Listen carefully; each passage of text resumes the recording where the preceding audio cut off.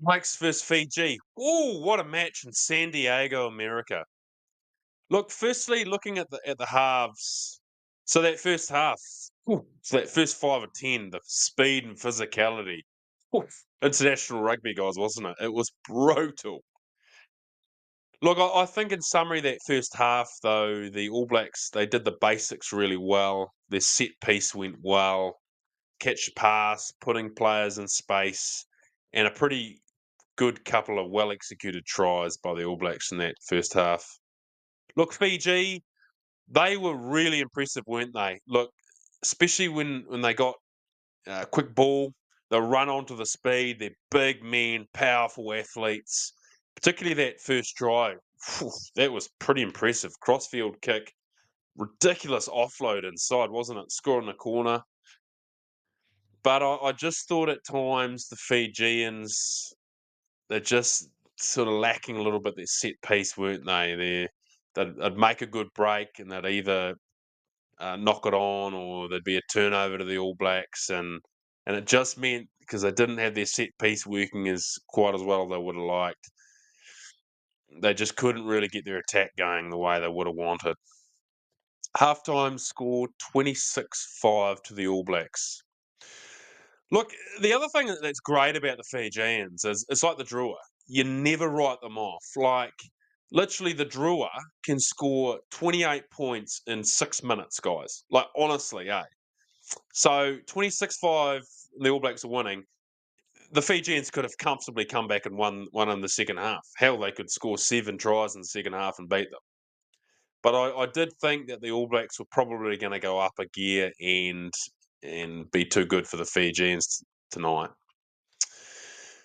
Look, in the second half, the Fijians, they kept attacking, weren't they? They're so dangerous with quick ball, but just again, their set piece let them down a bit, and they just couldn't really get their game going the way they would have liked. The All Blacks, guys, these debuts were just ridiculous, weren't they? Like, I'd go as far as saying, like, Sam Derry, Wallace Atiti, Pasioli Tossi, Noah Hotham, all the others. They were all absolutely superb on debut. It was like they came to international rugby and it was like, oh, okay, is it international rugby or am I just playing a good higher level super rugby game? They weren't even phased. They were all composed and they all really came out and put their hands up. Really impressive, particularly years gone by. Like Razor Robertson's environment just brings out confidence in them, doesn't he, guys? Look, in the end, the All Blacks really took it to the Fijians and they scored a couple more good tries in the second half. Full time score 47-5 to the All Blacks. Players that really stood up, I thought. Look, firstly, Billy Proctor. Holy, he was impressive, wasn't he? Look, his debut was brilliant. The big thing I liked about him, though, was he's not a flashy player. He's almost like a Conrad Smith of years ago, but he does the basics so well, didn't he? Particularly there's a bit of space, a 1-2, or a bit of space and it's not on, so he cuts back in, or a bit of space and he'll go on the outside. But it's just his decision making and his defence was brilliant, wasn't he? He knew when to come up, which channel, who to tackle, communicated well with Anton Leonard-Brown, really put himself up for that starting 13 jersey in the rugby championship, didn't he? So let me know your thoughts, guys. Should Billy Proctor be ahead of Rico Ioane? You really have to ask that question after tonight. Number 2, Cortez Ratama. Guys, I can't believe that he's a 2-test All Black. He's playing like he's a 40-test All Black, isn't he? He was so impressive, wasn't he? Look, what I like about him though, it's just he's so composed. He just gets the breakdown. He's composed under pressure. Passing's clean. He gets the breakdown. He knows when to snipe around the breakdown when there's a gap. But again, like he's so tough, isn't he? His defense was so solid. He wasn't phased by it. The size of those Fijian boys, far out. They are huge men, ridiculous athletes. And Cortez Atam was just tackling locks, props, all the Fijians. Like They were just, not even special athletes. Guys, I've got to ask the question with him. Should he be the starting All Black first five ahead of Finlay Christie at the moment? He really put his hand up before he got injured, didn't he, guys? Finally, Damian McKenzie. Look, he's come under a bit of pressure after the England series, particularly for his kicking abilities at international level. Look, I think tonight he was better. His kicking was good and accurate. His defense was good.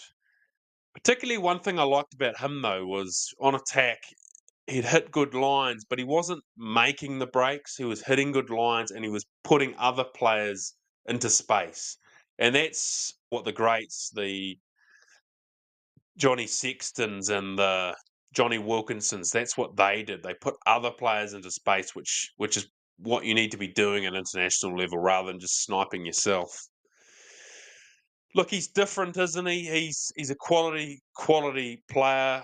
Uh, he certainly offers something different on attack for the All Blacks, especially against difficult rush defense. So, but he'll be better for the experience, and he's going to keep growing in that jersey, isn't he?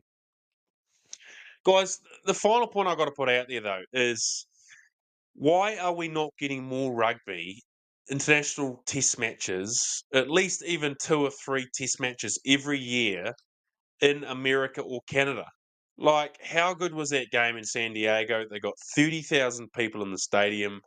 But furthermore, how amazing is the opportunities in the American sports market? Like, why don't we have far more tests there just to keep developing that rugby market in America? The opportunities are ridiculous.